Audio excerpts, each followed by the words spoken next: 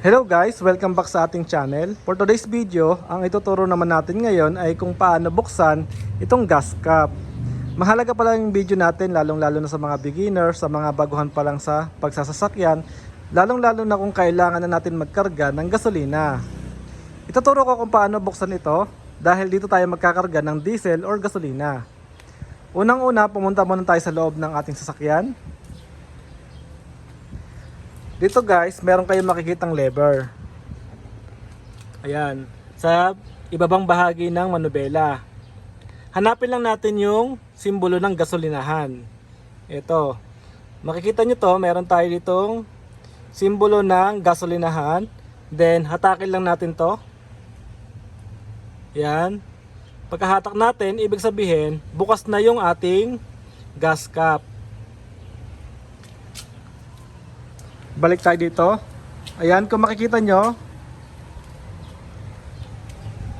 Ayan, nakabukas na siya.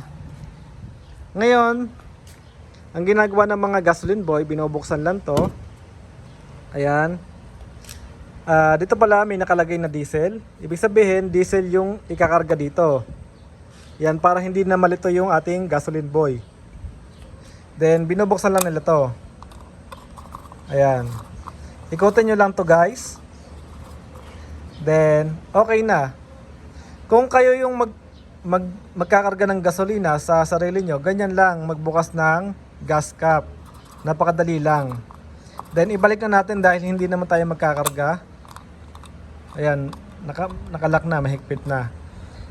Then, isara lang natin. Ayan.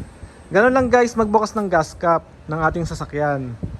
Itong video pala natin, ginawa natin para sa mga hindi marunong, para sa mga bago pa lang nagsasanay, and hindi ito para sa mga magagaling na.